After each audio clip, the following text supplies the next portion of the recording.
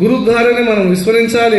ఎందుకంటే ఈరోజు మా గురుదేవులు సూక్ష్మ రూపంలో ఉండి ఈ ఆస్తి అంతా ఆయనది, ఇది మా కొడుకుది కాదు, అమ్మది కాదు, నాది అంతకు కాదు. ఎవరిది? గురుదేవుని సంపద. ఆ సంపద ఎవరు? వీళ్ళంతా గురుదేవుని సంపద. ఎందుకంటే ఆ గురువు ఇచ్చిన సంపద ఇదంతా. ఎవరు ఇచ్చారు? ఇది ఆయన ఇచ్చాడు. ఇది జూటు రామానంద కాదు, ఇది ఎవరి సంపద? ఇది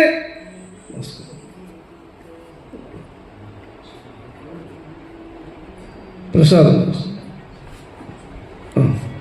బాగున్నారా? కూర్చోరు. ఈ సంపద ఎవరిది? గురువుది, గురువు గారిది. గురువు ఒక శక్తి. వీళ్ళంతా ఎవరు? ఇది పరంపర గురుదేవుల పరంపర.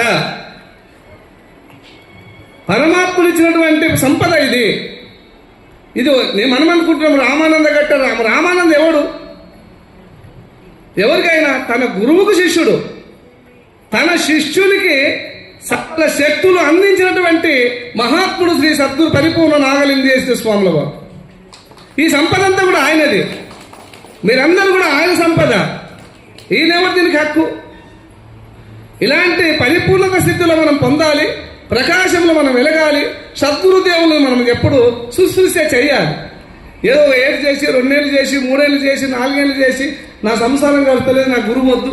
నువ్వు వద్దనుకున్నా గురువు పోడు, నువ్వు రమ్మన్నా గురువు రాదు. ఎందుకంటే నీ చేతిలో లేదు. గురువు అనేది చాలా